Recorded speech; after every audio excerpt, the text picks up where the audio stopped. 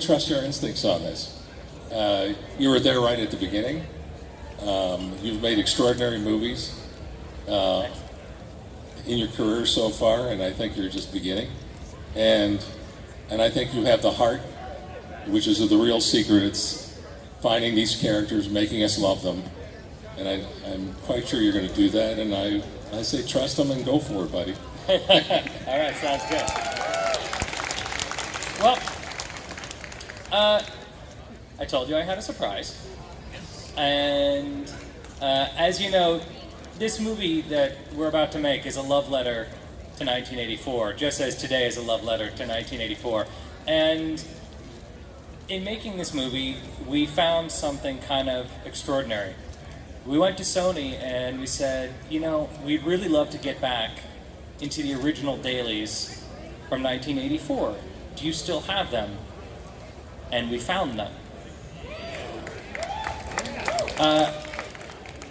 They were in a mine in Kansas, and we shipped the boxes to Burbank, and we've been going through the footage for reasons I cannot tell you, but along the way we found some really cool stuff, and let's go ahead and roll some of the first piece of footage that we found.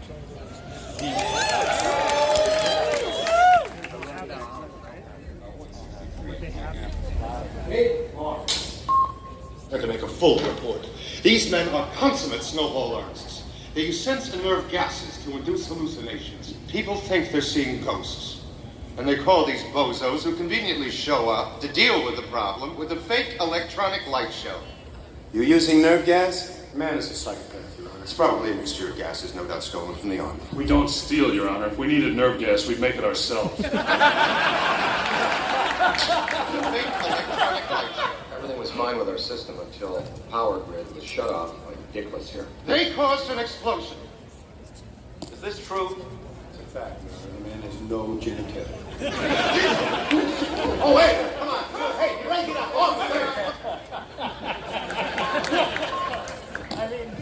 Get him out of here. Fine. This way, Mr. Peck. I'll fix you that. I'm going to fix you. I want to have you over for lunch. We got work to do. Now, what do you need from me? What do you got?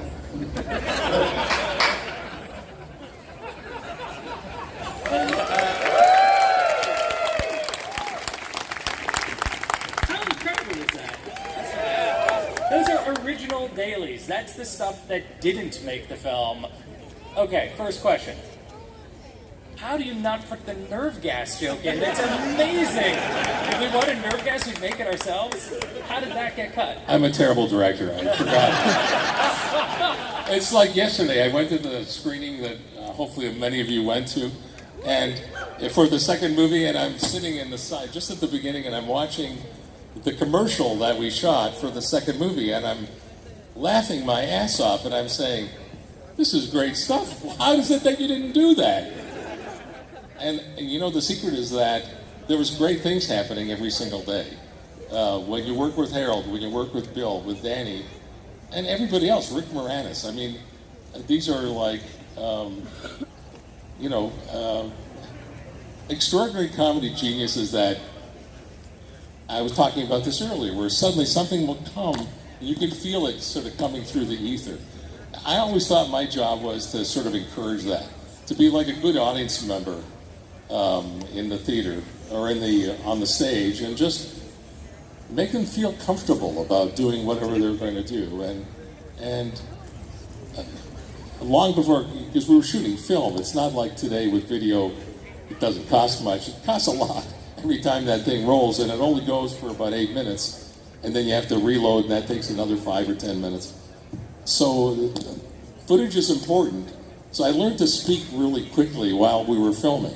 And so as we got to the end, or if they flubbed or whatever, I would encourage, hey, go back to the top, or go back to this line and start, except this time, be much more angry on this one. And I just made stuff up to sort of, because I could see that particularly Bill just needed some kind of impetus to push his improvisational skills sort of in new place. Was that the original? Was the original line "This man has no genitalia," and then you changed it, or was that him riffing on set? Do you remember?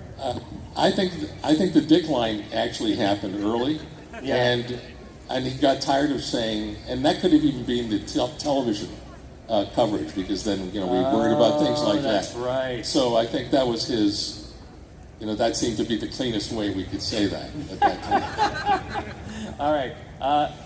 Let's go to the next one.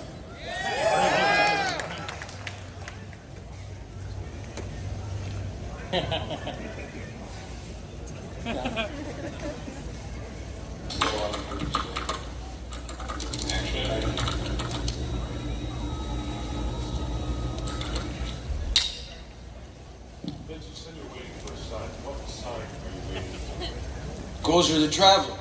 He will come in one of the pre-chosen forms. During the rectification of the Veldrani, they chose a form from that of a large and moving Torah. Then, of course, in the third reconciliation of the last of the Meketrek supplicants, they chose a new form for him, that of a large, giant slore. Many Shubs Zuls knew what it was to be roasted in the depths of the slore that day, I can tell you. Good. I want 22, take 3, 2 cameras, 2 prints. Hey! I'm a marker.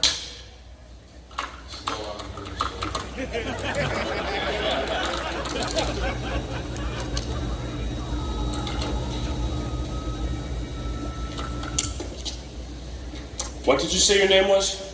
Take 6, 2 cameras, 2 prints. Okay. What sign are you waiting? Gozer the Traveler. He will come in one of the pre-chosen forms. During the... 2 Baker 1. Listen, usually I'm very psychic, and I have this terrible feeling that something awful is going to happen. I'm afraid you're going to die. You have nice clavicles.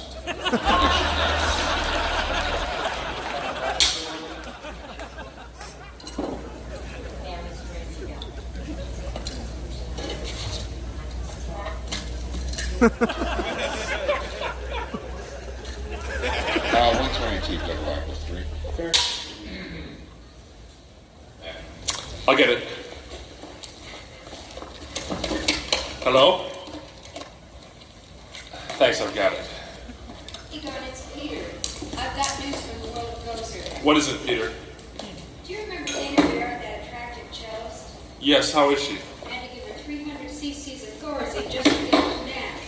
She says she's the gatekeeper. Does that make any sense? Some. I just met the keymaster. He's here with me now. I think that would be extraordinarily dangerous. Just keep him there. I'll be there in a while. Good. Thank you. We have to find Ray. I need him here immediately. Good.